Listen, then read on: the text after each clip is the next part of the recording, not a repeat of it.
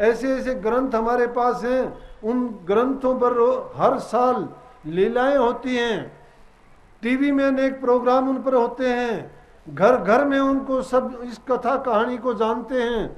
सास बहू के रिश्ते नाते देखो, माँ बेटी के देखो, जेठ जेठानी देवरानी के नाते उसमें देखो, जितने भी वहाँ नियम कानून मर्यादा हैं सब के सब उसमें दिए गए हैं। लेकिन उनको सबको जानते हुए भी हम उनके खिलाफ सारे काम करते जा रहे हैं, कहाँ मानते हैं। लेकिन मैं बात कर्म की कहूँ था कि उन कर्मों को अगर देखा जाए तो रामचंद्र जी ने बाली भील को छिप के तीर मारा था, और बाली को तीर मारने का कारण क्या था कि हालांकि उन्होंने एक धर्म का पालन किया था, क्योंकि सुग्रीव की पत्नी को उसने रख लिया था और वो रामचंद्र जी के पास मदद के लिए गया। तो जो आदमी याचना लेकर किसी के पास जाता है और वो उसकी मदद करता है, वो भी कैसी मदद करता है, मर्यादा में रहते हुए और गलत नहीं, बल्कि सही आदमी की धर्म का पालन करते हुए, मर्यादा में रहते हुए और न्यायपूर्ण जो मदद करता है वो धर्म से भी बढ़ के होती है। तो रामचंद्र जी ने समझा कि इसके छोटे भाई की बहू बड़े भाई ने अगर रखी है तो मैं जरूर इसकी मदद करूंगा, और मदद करने के लिए गया। लेकिन खूबी क्या थी कि बाली के सामने जो भी योद्धा जाता था लड़ने के लिए, तो सामने जब दिखाई देता था उसकी आधी शक्ति उसके अंदर चली जाती थी और कोई भी उससे कभी जीत नहीं पाता था। रामचंद्र जी इस बात को जानते थे कि अगर बाली के सामने जाऊंगा तो मेरी भी आधी शक्ति उसमें जाएगी, क्योंकि उसको वरदान है, और अगर ऐसा हुआ तो वो मेरे से भी नहीं काबू में आएगा तो मुश्किल होगी। इसलिए रामचंद्र जी ने उसको छिप के तीर मारना पड़ा था। जब उसको तीर मारा तो इसका मतलब वो कर्म में तो आए ना, चाहे वो न्यायपूर्ण बात थी, लेकिन कर्म किया कि उसने किसी के प्राण लिए थे, और किसी के प्राण लेने का उसके सिर के ऊपर कर्ज हुआ। उसी कर्ज को चुकाने के लिए द्वापर युग में वो कृष्ण के अवतार में रामचंद्र जी प्रकट हुए, और जब कृष्ण जी के रूप में प्रकट हुए वही बाली भील बन के आया, क्योंकि बाली भील ने अपना कर्जा लेना था उससे। और बाली भील ने अंत समय में जब कृष्ण जी कहते हैं कि जंगल में विश्राम फरमा रहे थे किसी पेड़ से पैर लगा के, और उसके पांव में जो पदम था उस पदम को देख के ये लगा बाली भील को कि जैसे कोई हिरण या कोई जंगली जानवर है, और उसने उस पर जो ही बाण छोड़ा तो उसमें जाके लगा। तो कहते कृष्ण जी की मृत्यु का वही कारण था। तो हमारे शास्त्र कहते हैं कि वो अपना बदला चुकाने के लिए, उस को पूरा करने के लिए दोनों ने जन्म लेना पड़ा। वो कृष्ण जी के रूप में और वो बाली भील के रूप में आए, लेकिन उन्होंने अपना कर्जा पूरा कर लिया। जब ऐसे ऐसे महापुरुष जो ब्रह्म के अवतार थे, समाज को सुधारने वाले थे, दिशा देने वाले थे, अपने युग पुरुष थे उस समय के, आज भी जो पूज्य हैं, 16 कला के पूरे कृष्ण जैसे थे, वो अपने कर्म को भोगने के लिए आए, तो इंसान की कहाँ गिनती है। फिर ये अपने कर्म को क्यों नहीं देखता है, और जब इसके सामने है, यही एक इंसान की भूल है, यही इसके मन में पड़े हुए भ्रम है। लेकिन सतगुरु पूरा जब मिलता है तो इन भ्रमों का निवारण कर देता है। वो सच्चाई को दर्शा के कहता है कि भोले बंदे, अब तो तू पहचान, अब तो इस अज्ञान की निद्रा से जाग, तू किस भ्रम में सोया हुआ है, इस संसार में इतनी गफलत करता है, तू कहीं काम में, कहीं क्रोध में, कहीं लोभ में, कहीं मोह में, कहीं अहंकार में डूबा हुआ है, और ये चीज़ें कोई साथ निभाने वाली नहीं है। इंसान को उस चीज़ को पकड़ना चाहिए जो अंत सहायी हो, और जिस जीव का अंत सहायी या तो सतगुरु है या नाम है। ये बाकी संसार के पदार्थ यहीं छोड़ के जाओगे। बड़े बड़े यहाँ आए संसार में, एक भी चीज़ कोई वस्तु लेके नहीं गया, सिर्फ अहंकार के बस इंसान ने अनेक पाप कमाए। जब तने इतने धन को जोड़ा, फिर उस धन का क्या किया, धन के मद में अंधा होके दुनिया में अन्याय किया, झगड़ेबाजी किए, मुकदमे गरीबों को तरसाए दिया, पुण्य में पैसा लाया को नहीं, तू किसने बहकाए दिया, पुण्य में एक पैसा नहीं लगाया। और बेटे पोते की जब लारे लग जाते हैं तो भूल जाते हो, कहते हो मेरे समान संसार में कोई नहीं है। ये बेटे पोते भी कोई किसी के नहीं हैं, ये सब के सब मतलब के साथी हैं, ये मीठे ठग हैं। जब तक तुम्हारे से कुछ मिलता है तुम्हारे हैं, जब तुम कुछ देने से रह जाओगे तो तुम्हारे भी नहीं रहेंगे। मतलब की दुनिया है। अरे उससे क्यों नहीं मतलब गांठते कि जो बिना मतलब के, बिना किसी स्वार्थ के, निस्वार्थ से, निष्काम भाव से तुम्हारी सेवा करता है, जो तुम्हें इस भ्रमों से, अज्ञानों से निकाल के सदा की मुक्ति देता है। तुम्हें यह जीवन का आनंद जीते जी भी मिलेगा उस नाम में, और जब शरीर पूरा हो जाएगा तो तुम सदा के लिए उस सत्य पुरुष की गोद में जा समाओगे, जहां से फिर तुम्हारा संसार में मुड़ के आना नहीं होता। इस दुनिया के झमेले में बड़े बड़े आए, जोगी जपी तपी सन्यासी, अंग लगावे छारा, मूल मंत्र गुरु दिए बिन कोई न उतरा पारा। इस संसार से जो भी जीव पार उतरे, उन वही पार उतरे जिनको मूल मंत्र मिला। अब मूल मंत्र मिलता नहीं है, देखा देखी के काम हो गए।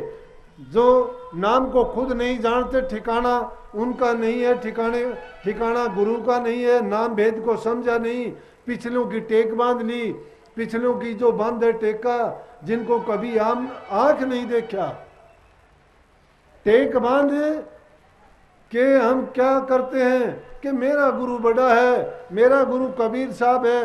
अरे बड़ा क्या है, बड़ा तो वक्त का गुरु काम आएगा। पिछलों की टेक बांधने से तिर नहीं जाओगे। आज तुम अगर कहो कि किरोड़ीमल के इतने पैसे थे, इतने किरोड़ीमल थे, उनके पैसे थे, आज किरोड़ीमल नहीं है। आज तो जो किरोड़ीमल हैं उनके पास हैं। वक्त का हकीम और वक्त का संत काम करता है। जब वक्त के संत नहीं मिलते तो तुम लाख शास्त्रों को उथल पुथल करते रहो। किताबों में जो लेख लिखे गए हैं वो सिर्फ इशारा कर सकते हैं, भ्रम नहीं निकाल सकते। क्यों? कही है कि वेद में रचेर, मैं वेद के माही। क्या कहा? परमात्मा ही कहता है कि वेद मैंने रचेर, मैं वेदों के माही। और जोन भेद से मैं मिलूं वो वेदों में नहीं, कि जिस भेद से मैं मिलता हूं वो वेदों में नहीं है। ये पुस्तक पोथी भरमा देने वाली है, बुद्धि की खुराक है ये। इन किताबों में नहीं मिलेगा। मन की किताब को खोजो। मन की किताब जब पढ़ोगे और उस किताब में से जो तुम्हें सार वस्तु मिलेगी, उससे तुम्हें मिलेगा वो परमात्मा अंदर में बैठा हुआ है।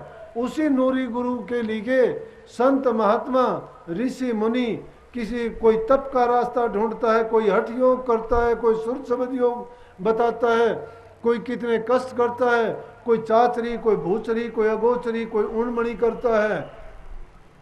कितने हैं, कोई किसी रूप में, कोई किसी रूप में उसकी तलाश में लगा हुआ है। लेकिन सच्चा नाम जिसको मिल जाता है, पूर्ण सतगुरु जिसको मिल जाता है, वो उसको मुकम्मल भेद समझा देता है रचना का, कि किस किस मंजिल से होके हमारी रूह इस संसार में आई और उस रास्ते पर चल के मुड़ के उसी रास्ते पर से जाना है। और उस रास्ते को खोजना चाहते हो तो भेदी अपने साथ में लो। वस्तु कहीं ढूंढे कहीं किस भी दावे हाथ, कहे कबीर तब पाइए, और जब भेदी लीजिए साथ। भेदी जब साथ ले लोगे, लीना भेदी साथ और छिन में दिया लखाए, वो रास्ता एक छिन में दिखा देंगे। जो कोटि जन्म का पंथ था एक पल में वहां पहुंचा देंगे। क्योंकि वो रास्ता बिना गुरु के नहीं खुलता है। संतन हाथ कुंजी और सतनाम धन पूंजी। वो सतनाम धन की जो पूंजी है संतों के पास, उसकी चाबी है।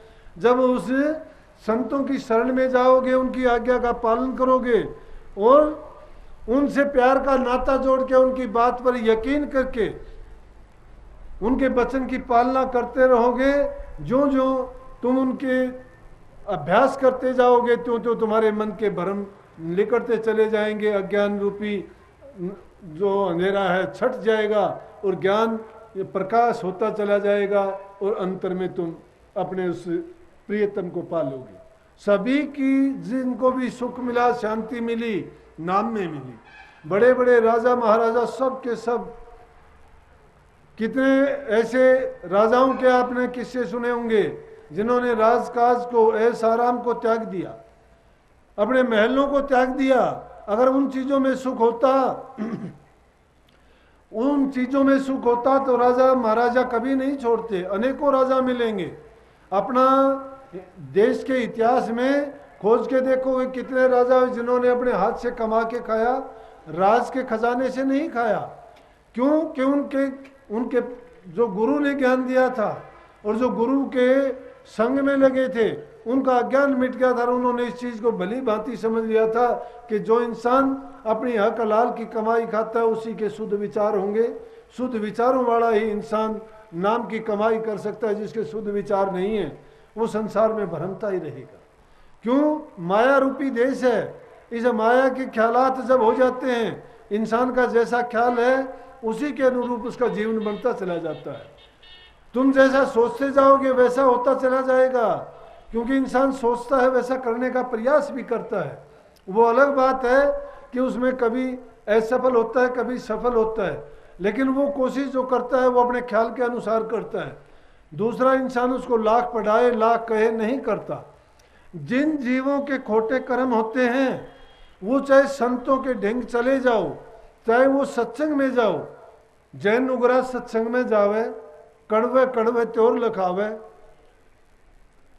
सत्संग में जाके भी उसके विचार नहीं सुधरते हैं। नुगरा आदमी जिसका गुरु नहीं है, जिसको ज्ञान नहीं है, वो नुगरा है। वो जैन नुगरा सत्संग में जावे, कड़वे कड़वे त्योर लखावे, खोटे मंदे वचन सुनावे, वो रह लड़न में त्यार नुगरा ना मिलियो। इंसान को नुगरा नहीं मिलना चाहिए। निगुरा कौन है? वो निगुरा है जिसने गुरु बना के और गुरु से दूरी बना ली है।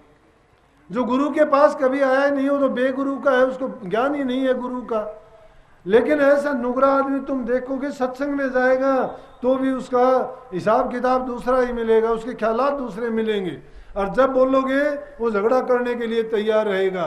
तो भाई ऐसे को दूर से ही सलाम करके अच्छे आदमी का संग करो, गुरुमुखों का संग करो, बुराइयों से बचोगे।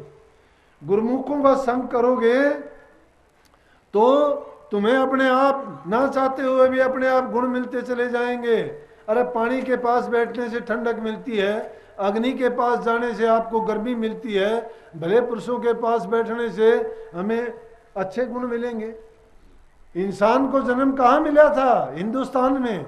यहाँ ऋषि मुनियों का प्रताप है, ये बड़ी पूज्य भूमि है। जिन जीवों के बहुत अच्छे कर्म होते हैं उनको इस देश में जन्म मिलता है। नहीं तो और बहुत से देश हैं जिनमें जन्म लेते ही मांस का भक्षण, पाप करना, जुल्म करना, वे विचार सीखना, उनको कोई ख्यालात नहीं, कोई मर्यादा नहीं, कोई कानून नहीं, कोई परिवारवाद नहीं, कोई प्यार नहीं, आत्मीयता नहीं है। जब उनमें प्यार नहीं है, जो इंसान इंसान से प्यार नहीं करता वो गुरु से और परमात्मा से क्या प्यार करेगा। इसलिए हमारी पहली शिक्षा है कि घरों में रह के पहले प्यार करना सीखो।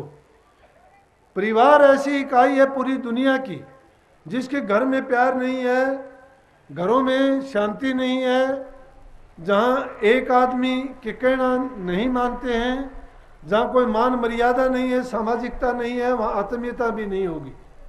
और वो बाहर जाके भी वैसा ही व्यवहार करेंगे जैसा अपने घर में सीखेंगे।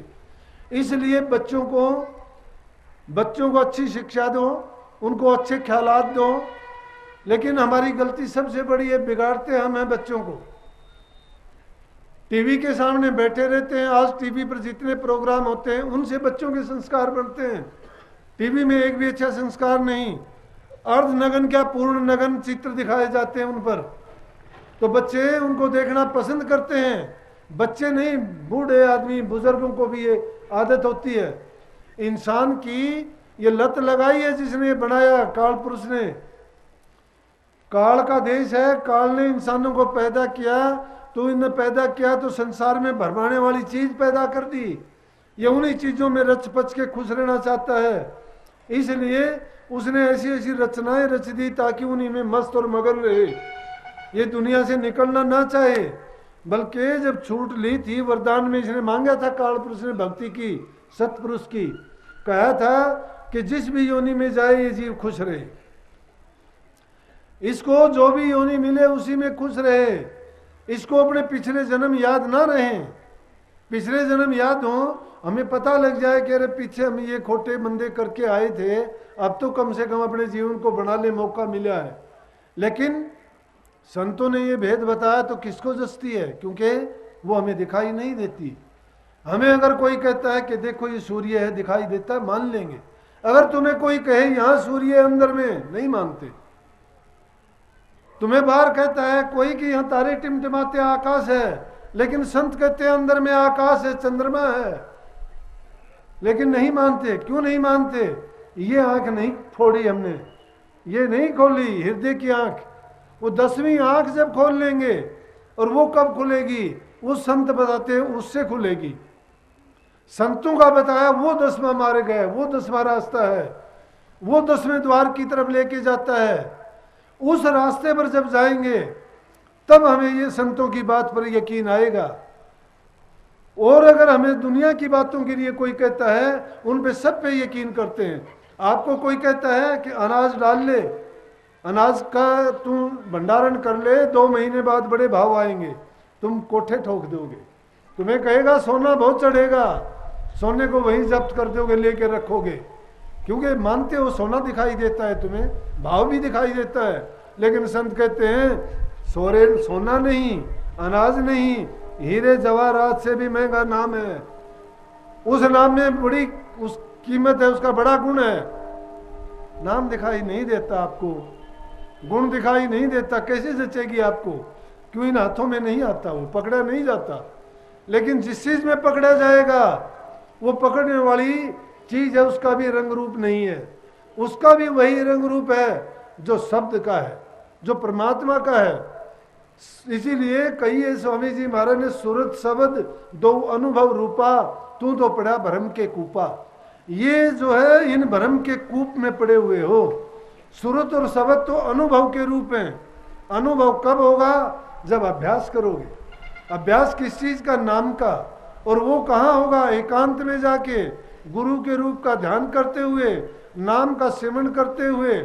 जब तुम आध्यात्मिक सीढ़ियों से गुजरते हुए जाओगे, वो चांद, तारा, सूर्य, आकाश, वो दुनिया, वो पुरियां, वो भवन, वो मंडल, वो तुम्हारी उस शिव नेत्र से, तीसरी आंख से, उससे अपने आप सूरत के कान से सुने जाएंगे वो शब्द, सूरत की आंखों से देखे जाएंगे। उस सूरत को पहचानने के लिए तुम्हें क्या, एक प्रकाश का छोटा सा कतरा है वो, जो इस शरीर को, इस मशीन को पूरे, जिसके इशारे पे ये चलती है, फिरती है, सोचती है, सारे काम करती है, जो इन चीजों का इतना संग्रह रखती है, उसमें अथाह ताकत है। उस ताकत को हम कैसे समझेंगे? लेकिन इंसान वैसे तो बहुत जानता है। वैज्ञानिक खोज करके छोटे छोटे इंस्ट्रूमेंट बना लिए, बड़ी लंबी चौड़ी फिल्मों का एक इतने से छोटे से उसमें डाल लिया, और उसमें डाल के उसको कार्ड को ले जाते हो, कहीं ले जाके देखो, हमारी सूरत भी इतनी छोटी सी है, उसमें सब कुछ भरा है।